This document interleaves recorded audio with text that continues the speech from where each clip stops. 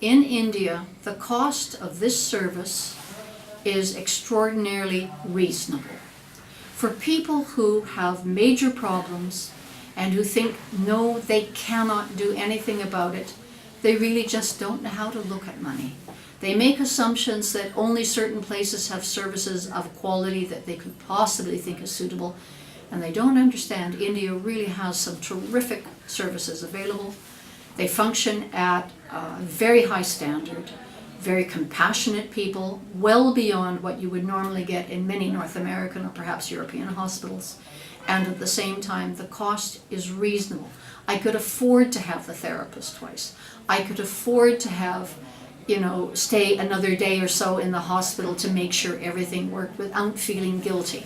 These are things that make a difference when you really want to recover well. So am I happy? Yeah. I've come on quite a journey, 15,000 kilometers to come and get new knees.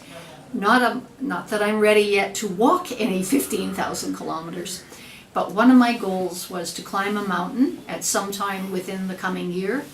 And just the progress I've had to date tells me if I continue to pay attention and work, and I know my work has to continue, I will be a person who will in fact meet my goals.